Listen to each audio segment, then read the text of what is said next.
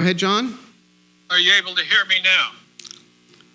Yes, indeed. Mr. Geesman? Yes, can you hear me? Yes. Yeah. Sorry for the difficulties.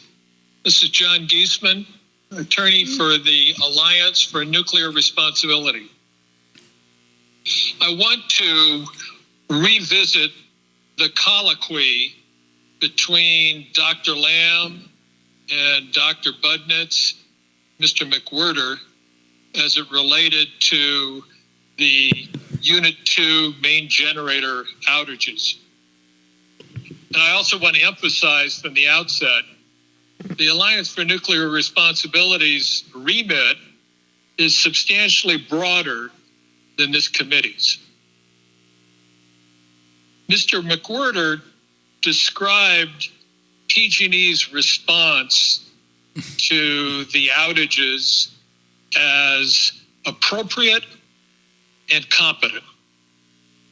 And then Dr. Lamb and Dr. Budnitz emphasized that the committee's focus is on safety. From the Alliance's standpoint, the question of asset management, prudent asset management, is substantially broader than safety, no matter how important as a priority safety should be. So I want to ask the committee and perhaps Mr. McWhirter to clarify whether any of your laudatory remarks about PG&E's response extend beyond the subject of safety. Oh, you want me to answer that? No, let Rick. Mr. MacArthur, would you care to answer first? And then Dr. Budnitz has a remark.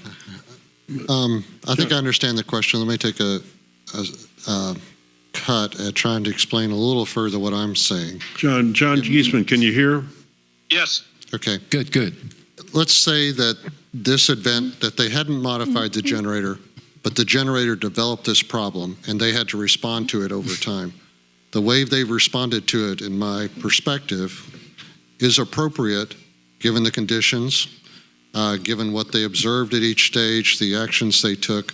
And I have, from what I've seen of their response to investigate and fix the repairs, I have no broader safety concerns in that area. In other words, it seems appropriate and it doesn't cause me to think, oh, they don't know how to fix the generator, therefore they don't know how to fix the reactor. I don't see from this, but I'm not passing judgment at all on how they got themselves into this situation. We're not passing judgment on that. Now, if I may interject, I think Mr. Geesman's inquiry has something to do with the tone of the report. If I hear him correctly, he used the word laudatory. Is it laudatory? What was the exact word you used, Mr. Geesman? Laudatory. Right, laudatory means praise, right? So he is raising the issue, do we, by which, you, Mr. MacArthur, and I on the team, do we intend to praise the licensee's performance in your report? No. All right, but at least as a neutral reader, Mr. Geesman had that impression. So I, for one, Mr. Geesman, would take full notice of your comment. I, for one, had no intent to praise or to reprimand the licensee in our report. I only intend to state the facts as the team finds it. But if it came across to you as praising the licensee, that's a different matter. Well, hold on. Okay, so now it's my turn. Yes. John, thanks for the comment. I intend, if it was I, but it's not I, of course it's we, I intend that this report ought to contain laudatory or praiseworthy comments about how they responded. Given the circumstances, they really responded effectively and competently, and those are my words, and I would say them again. But I'm not sure yet, until we get to the bottom of how they got into it, whether how they got into it reveals a broader safety culture issue than has been revealed to date. I'm willing to suspend my judgment on that until we learn more. We're not in the position to do the root cause evaluation, but we're in the position to review it, and we will. And if at that time we think that how they got into it reveals a safety culture issue that has broader ramifications, then I, for one, would be right there calling attention to it and trying to see what we can make of it and what we would recommend about it. And I think that's a very important distinction to me. It's not just that we don't have a stance about how they got into it, but I at least am looking for how they got into it for safety culture considerations as much as anything else. I mean, of course, there's management too, but that's all involved. But it's safety culture to me. Now, yes, indeed, there's no dispute there. This is Peter Lamb, Mr. Geesman. But since Mr. MacArthur and I own this report, because it's our team, Mr. MacArthur and I went on the fact-finding, and this is the fact-finding report, as we own, two of us own this report. I can indicate it to you, Mr. Geesman, I had no intention to praise, nor do I have the intention to punish or reprimand.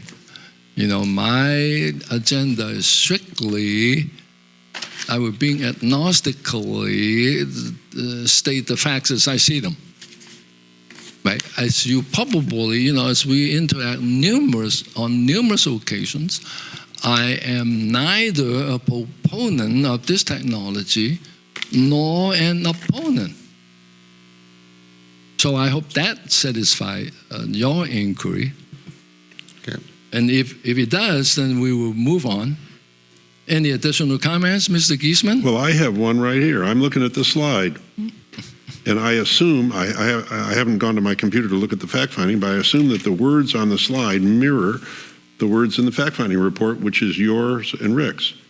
Conclusion: forced outage was properly managed and the ongoing response was appropriate. Now, those words, I assume, are in the fact-finding, which you own. Yeah. But whether or not they are, I agree with those words. I think they mirror what I would have written were I writing it. And I think they're neutral words. Factual. I'm not arguing the case. Right. You can read them what they are. I'm going to read it to you again. Forced outage was properly managed and the ongoing response was appropriate. Yeah. And if I may give a specific example that might help relate to this, the issue of swapping the hoses in the generator. That was properly identified. That was properly followed up on to find the cause or exactly what was going on. They shut down and they fixed it appropriately. They started back up. Why that occurred has not yet been determined, and it's rolled into part of the RCE. We're saying the actions they took to identify and fix that problem were appropriate and give no indications of concern for nuclear safety. We're leaving open the question of how did the vendor get the hoses swapped to start with and what other safety concerns there might be. So I don't know if that's helpful or not. Right. Thank you. Well, I would thank you for your clarification, gentlemen. John, thank you for asking us to clarify that distinction. I think it's an important distinction. Thank you.